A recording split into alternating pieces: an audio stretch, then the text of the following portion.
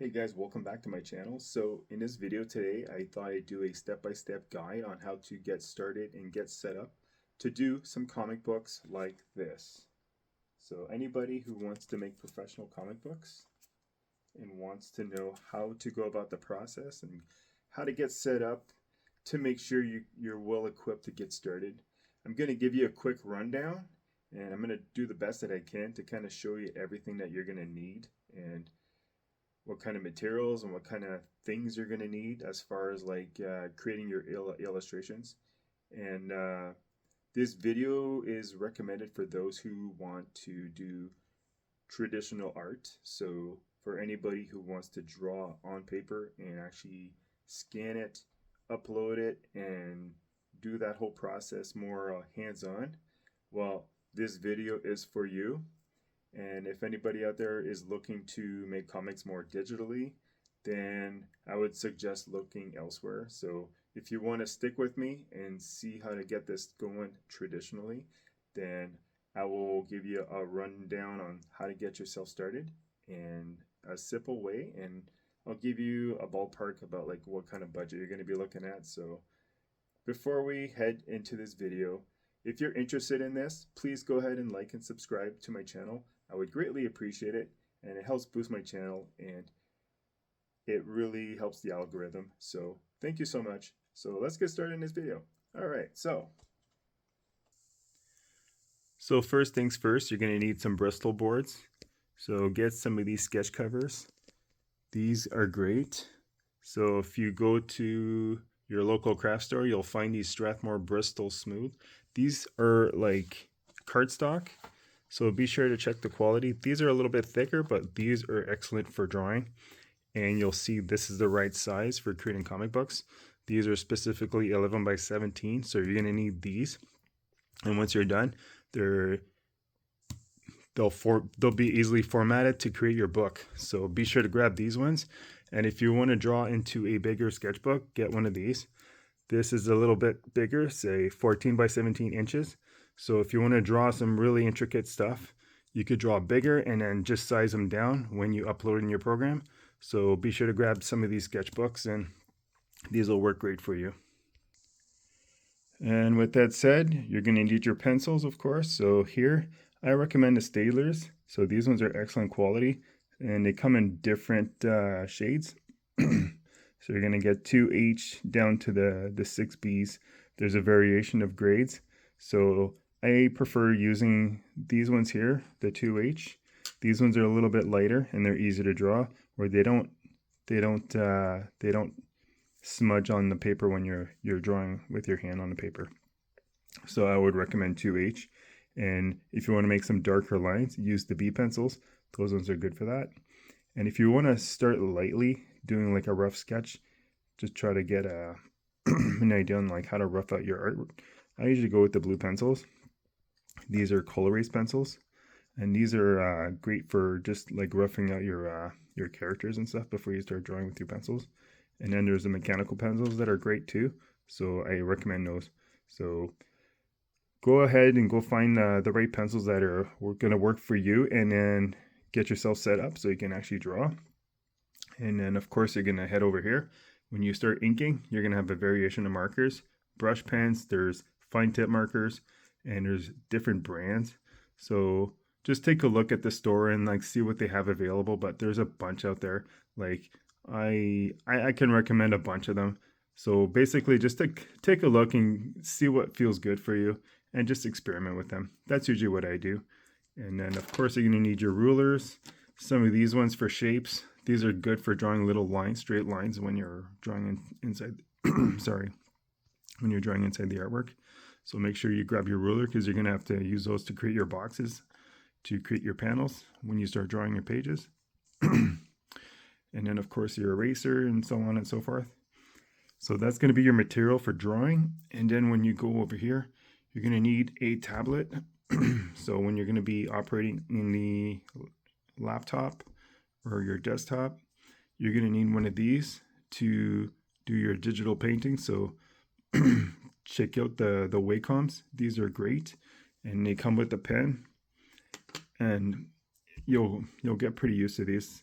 after a day or two when you start experimenting with it. So make sure you grab one of these. They go roughly for $100 to $150, and they're great. And here we got our laptop. So make sure if you have a laptop, make sure you go to adobe.com and subscribe to Photoshop and download that program. You're going to need that for doing digital painting, and that's going to come in handy for creating digital art. So if you want to paint your artwork, I suggest getting one of these. They're great for editing, putting your stuff together, and you could just do just about anything with your artwork, and it's fantastic for creating all kinds of stuff. You can make your ads, you can do your, there's all kinds of, you can write stuff in there. They're one of the best programs for editing your artwork. And printing quality after you're done, it'll come out just like the colors you use in your Photoshop program. So don't be afraid of going to a high-end print company where they're gonna produce your comic books. These are excellent for creating the all the right tones that you're looking for. So head over to adobe.com and subscribe to Photoshop, and you're gonna notice they have all sorts of different programs. If you're willing to experiment with Illustrator or any other programs, just check it out, see what you like, and just subscribe. It's a monthly subscription, goes for about $15 a month, which is not bad.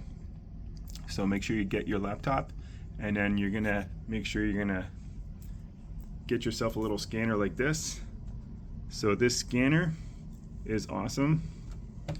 You basically just put your images in there, scan them, and then the only thing with that is you're gonna have to do some editing once you scan your artwork. So be sure to get one of these. You can get a scanner for roughly $120 for a cheap one, and honestly they work perfectly great. And if you want to go with the higher end, honestly, it'll do the same thing. So just get a cheap one just to get started, and then you're gonna be just perfectly fine just to get your setup going. So that way you have everything to get started. So get a scanner, get a Wacom, and get your laptop, hook them all up and get yourself set up, and then you can start creating your artwork right in the program, and then you can get going. Alright, so with that said, I just gave you a rundown on your materials that you're going to need as far as papers and pencils, your hardware. So just like what I mentioned, get your computer set up, get your Wacom, get your scanner. Those are the three most important things. So get that hooked up, get it going, and then you can start kind of editing your artwork once you get that going. And then once that's said and done, you can really go to town and just start creating your pages. And then once you do your pages, go ahead and scan it and then upload it into Photoshop, and then you can start coloring it. And once that's colored, make sure you size it properly. That's super important. The biggest thing I suggest is to really pay attention to your pages when you start uploading into a program. When you start sending your prints to a company to produce your comics, you want to really pay attention to your page sizes. That's super important, because once they go to print, they'll get back to you and they'll let you know if there's anything that's a little off. If the dimensions are different, they're gonna tell you. They're gonna make sure that they're gonna follow through with you, so that way you're gonna be aware of these things. So be super conscious about sizing when you're working in Photoshop. Pay attention to your page, your sizes, and make sure all your layers are done. Double check your pages. If you're gonna write your own books too, make sure you double check your writing. Find somebody who's good at editing so they can help you out with that. That's always very helpful. So be on the lookout for people that can help you create your books. So if you see people that are good at writing, or somebody who's good at looking over your art maybe, and see if there's anything that you've missed. Because to be honest, I go over my artwork so many times, and then I'll see somebody looking at my books and they'll point things out. So sometimes that's always good. You want to have somebody with a good eye for things, just to kind of double check your stuff to make sure your work is very professionally done, so to speak. So keep an eye on everything. Make sure you really pay attention to everything, because it's easy to miss something. And I'll guarantee you there's a lot of people that miss things. I've read some professionally good books, and I see things from time to time that's not edited properly. All right, so with that said, I gave you a rundown on like everything you're going to need to create your books. So once your books are done, you send them off to the print company. Um, I live here in Canada, so the closest company that I use that produce really good comics is Mixam, and they're based out in Toronto. They're a great company to use because they're really quick on their deliveries.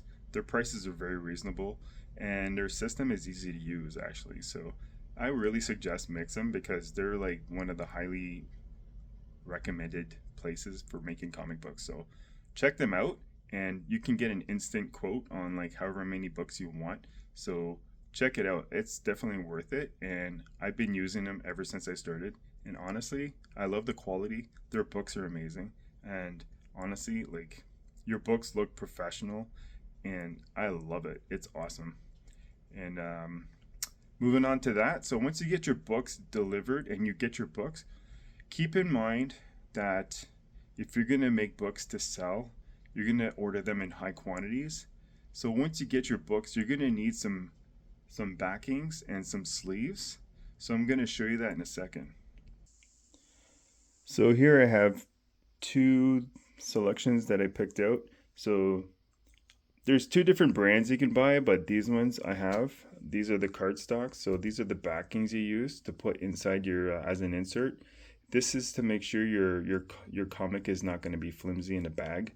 So this is a card that's going to go right in the back of the comic, and it keeps it from bending and stuff like that. So it helps protect it.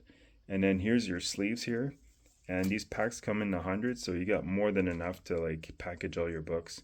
So usually when I order some books, I usually go by 100 or 50.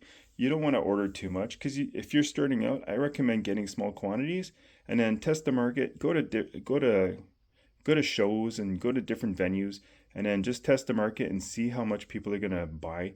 So it's easy to start in small quantities than ordering like a large batch. You don't want to be left with like all these books laying around if you're not sure if they're going to sell. So you want to start small before you start growing and start ordering lots of quantities. So start small and get yourself some backings and some sleeves, and then you can actually like put your books in there, and it's going to keep them clean and professional looking, and customers are going to be more than likely to buy books if they're well protected.